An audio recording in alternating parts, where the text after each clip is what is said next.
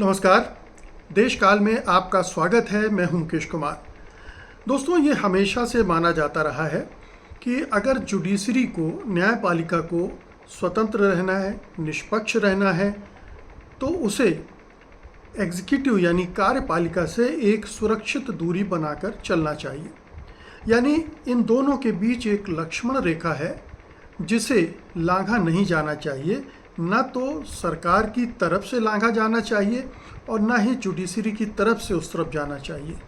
जैसे ही इस लक्ष्मण रेखा का उल्लंघन होता है, वैसे ही जुडिशरी की साख गिरने लगती है, उसकी प्रतिष्ठा कम होने लगती है, उसकी विश्वसनीयता छीजने लगती है, न्यायपालिका पर लोगों का भरोसा कम होने लगता है। सीधे शब्दों में कहा जाए तो ये ठीक यही चीज़ न्यायपालिका में काम करने वाले जजेस, जो न्यायाधीश हैं, उनके लिए भी लागू होती है। उनके लिए भी एक आचरण संहिता है जिसके तहत उन्हें व्यवहार करना चाहिए, ताकि किसी भी जाति, धर्म, समुदाय को ये न लगे कि उनके साथ भेदभाव किया जा सकता है या भी पक्षपात कर सकती है जुडिशरी। अब हमारा समाज तो वैसे ही बहुत सारे भेदभाव से भरा हुआ है, जाति के, धर्म के, तमाम चीज़ों के। इसलिए ये इस पर पालन करना, इस पर टिके रहना बहुत ज़रूरी होता है। ये तमाम बातें मैं आज आपसे इसलिए कर रहा हूँ कि वर्तमान न्यायाधीश, सुप्रीम कोर्ट के प्रधान न्यायाधीश ने कुछ ऐसा किया है जिससे इस सब पर सवाल खड़े हुए हैं कि उन्होंने क्या उन लक्ष्मण रेखा का, उस मर्यादा का उल्लंघन किया है, क्या उन्होंने उस आचरण संहिता को तोड़ा है जो न्यायपालिका से और न्यायपालिका में जो जजेस हैं उनसे उम्मीद की जाती है कि वो पालन करें। आप सब ने देखा है, एक वीडियो वायरल हुआ है जिसमें प्रधान न्यायाधीश वाई.वी. चंद्रचूड़ के घर में प्रधानमंत्री नरेंद्र मोदी पहुँचे हैं गणपति की पूजा करने के एजेंडे के साथ, मकसद के साथ जो बताया जा रहा है।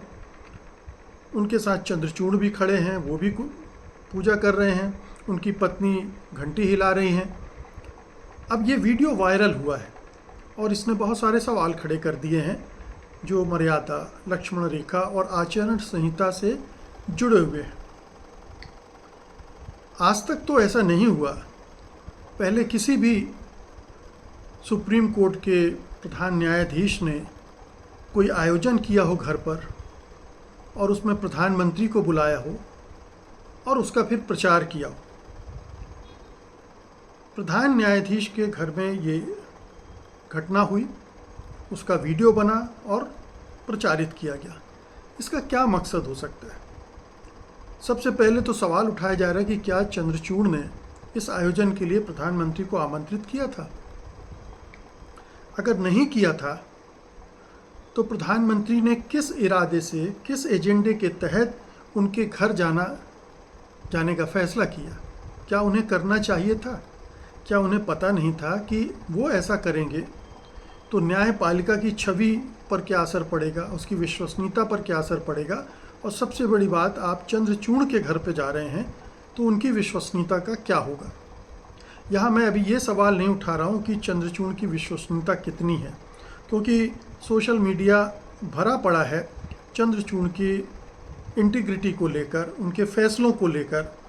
उनका कहना है कि पिछले, जब से वो प्रधान न्यायाधीश बने हैं, तब से उनका एक भी फैसला ऐसा नहीं आया है जो सरकार के खिलाफ गया हो। अगर इलेक्टोरल बॉन्ड को छोड़ दें, एक सख्त फैसला बस वही आया है। बाकी सारे मामले जितने भी उनके पास आए, उनमें सरकार को राहत ही मिली है, कोई परेशानी खड़ी नहीं हुई है। लेकिन इसको हम अगर परे भी रख दें तो ये जो घटना हुई है, इसको देखने के बाद ये संदेह तो पैदा हो जाता है कि जैसा कि अरुण जेटली ने कभी कहा था कि जजों के फैसले, उनके रिटायरमेंट के पहले किए गए फैसलों पर रिटायरमेंट के बाद पदों की इच्छा से प्रभावित होते हैं। यानी माननीय चंद्रचूड़ रिटायर होने वाले हैं, उसके बाद कौन से पद चाहते हैं, इसका असर उनके फैसलों पर पड़ता है। तो क्या ये जो कुछ हो रहा है उसकी वजह ये है? कोई किसी तरह का ये संदेह है, हम दावे के साथ नहीं कह सकते, इसके कोई सबूत नहीं है। सबूत केवल इतना है कि पिछले न्यायाधीशों का आप देख लीजिए हालचाल क्या रहा है। जैसे अरुण मिश्रा थे प्रधान न्यायाधीश, वो मानवाधिकार आयोग के चेयरमैन बन गए, राष्ट्रीय मानवाधिकार आयोग के चेयरमैन बन गए। उनके फैसले बार बार ये देखा गया कि वो सरकार के पक्ष में थे। उन्होंने बहुत सारे ऐसे फैसले दिए जिन पर सवालिया निशान लगे हुए हैं। उन्होंने अपने बेटे की शादी की तो उसमें तमाम बीजेपी के नेताओं को आमंत्रित किया पद में रहते हुए, तो वो कटघरे में खड़े थे। रंजन गोगोई का तो आपको पता ही है कि उन्होंने किस तरह से अयोध्या विवाद का फैसला दिया एक तरफा, और फिर राज्यसभा में चले गए, अभी वो राज्यसभा में हैं।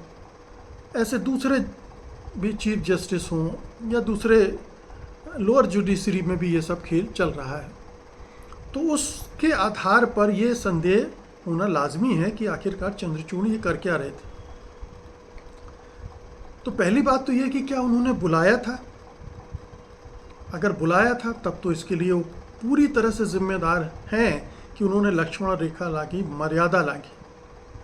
अगर नहीं बुलाया था और प्रधानमंत्री ने कहा मैं आना चाहता हूं, और अगर उन्होंने मना नहीं किया था तो भी वो कटघरे में खड़ा होते हैं कि उन्होंने उन्हें मना क्यों नहीं किया, क्योंकि ये उनकी छवि को धूमिल करने वाला एक प्रकरण बन सकता है, बन गया। मान लीजिए चंद्रचूड़ ने मना भी किया था, फिर भी मोदी जी ने इंसिस्ट किया नहीं मैं तो आऊँगा, तब मोदी जी पर सवाल खड़े होंगे कि आखिरकार देश भर में इतनी जगहों पर गणपति की पूजा हो रही है, इतनी जगह गणपति बैठाए गए हैं, क्या ज़रूरत थी कि वो प्रधान न्यायाधीश के घर पर ही गए? तो यहाँ नियत का सवाल उठता है। क्या वो जुडिशरी पर प्रेशर बना रहे हैं, चंद्रचूड़ पर प्रेशर बना रहे हैं? किस लिए प्रेशर बना रहे हैं, क्यों बना रहे हैं?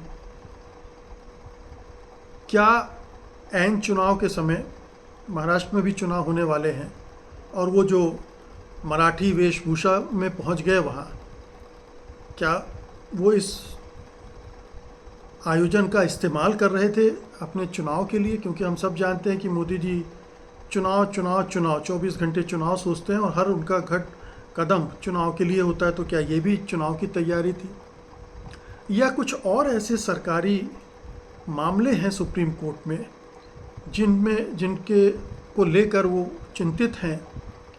सेबी का मामला चल रहा है, अडानी के मामले हैं, और भी दूसरे कई बड़े मामले हैं। क्या ऐसा कुछ घटित होने वाला है, बड़ा केस आने वाला है, उसको लेकर वो एक दबाव बना रहे हैं जुडिशरी पर, अपना प्रभाव छोड़ रहे हैं, या दोस्ती का हाथ भी बढ़ा रहे हैं? तो क्यों बढ़ा रहे हैं? चंद्रचूड़ जी के साथ इतनी निकटता क्यों जाहिर कर रहे हैं वो? तो ये सवाल प्रधानमंत्री से जुड़े हो जाएंगे। लेकिन आपको पता है प्रधानमंत्री तो इन सवालों के जवाब देते नहीं। जवाब तो सारे मांगे जाएंगे चंद्रचूड़ से ही, और उन्हें ट्रांसपेरेंसी के लिए ये जवाब देने भी चाहिए। ये तो एक मसला हुआ। दूसरा मसला भी बहुत गंभीर है। मसला ये है कि क्या जुडिशरी में बैठे लोगों को धार्मिक आयोजन इस तरह से करना चाहिए? आप घर में पूजा पाठ करते हैं, कहीं मंदिर जाते हैं, बात दूसरी है। घर में कोई आयोजन भी रखें, हवन पूजन कर रहे हैं आप, डजेंट मैटर, लेकिन उसमें आपके यहाँ प्रधानमंत्री आ रहे हैं, उसके वीडियो बन रहे हैं और वायरल हो रहे हैं, प्रचारित किया जा रहा है, इसका मतलब क्या है? आप अपने धर्म का प्रचार क्यों कर रहे हैं? जुडिशरी इससे प्रभावित होती है। उस पर सवालिया निशान लगते हैं कि क्या हिंदुस्तान की जुडिशरी हिंदुत्व के प्रभाव में है, हिंदू धर्म के प्रभाव में है। और अगर ये मैसेज जाता है तो अल्पसंख्यक समुदाय इसको किस तरह से लेंगे, चाहे वो सिख हों, चाहे मुसलमान हों, चाहे जैन हों, चाहे बौद्ध हों, वो किस तरह से देखेंगे कि क्या उनके लिए न्याय की गुंजाइश है। कम से कम मुस्लिम समुदाय को तो ऐसा लगने लगा है कि हिंदुस्तान की जुडिशरी, हिंदुस्तान का एडमिनिस्ट्रेशन उनके खिलाफ है। कई जगह तो न्यायालय में जाने के पहले ही फैसले कर दिए जाते हैं फेक एनकाउंटर के ज़रिए या बुलडोज़र के ज़रिए।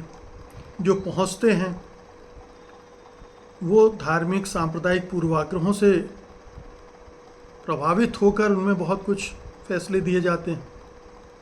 तो अब अगर जुडिशरी के टॉप लेवल पर बैठा कोई जज, प्रधान न्यायाधीश भी इस तरह के कर्मकांड में को प्रचारित करता है तो उसका संदेश तो यही जाता है। और ये संदेश जाता है तो ये हमारे लोकतंत्र के लिए खतरनाक है, ये संविधान विरोधी हरकत है और ये कानून और व्यवस्था के लिए भी एक संकट की स्थिति। तो ये जो पूरी घटना है इसके बहुत सारे आयाम हैं और ये सारे आयाम चिंता पैदा करने वाले हैं। ये नहीं होना चाहिए था, चाहे जिस भी तरफ से हुआ हो, चाहे चंद्रचूड़ की वजह से हुआ हो, चाहे नरेंद्र मोदी ने ऐसा किया हो। उन्होंने न्यायपालिका पर आघात पहुंचाया है, उसकी विश्वसनीयता पर, उसकी प्रतिष्ठा पर और उसकी साख पर। इसलिए जो भी इसके सुधार के लिए किया जाना चाहिए, और वो चंद्रचूड़ ही कर सकते हैं, प्रधानमंत्री नरेंद्र मोदी से अपेक्षा नहीं की जा सकती, क्योंकि वो तो इसी एजेंडे पर चल रहे हैं कि हर चीज़ का भगवाकरण हो जाए, हर चीज़ में हिंदुत्व आ जाए। जुडिशरी का भी कर दो, सेना का भी कर दो, शासन प्रशासन को तो कर ही रहे हैं, एकेडमिक्स का तो कर ही रहे हैं, इसका भी कर दो। तो उनका एजेंडा तो बहुत साफ है, हिंदू राष्ट्र में यही होना है।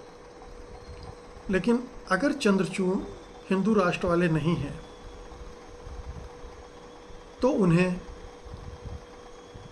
इस घटना पर अपनी सफाई पेश करनी चाहिए और देश को बताना चाहिए कि ये गलत हुआ है, मुझसे चूक हो गई है, ये नहीं होना चाहिए था।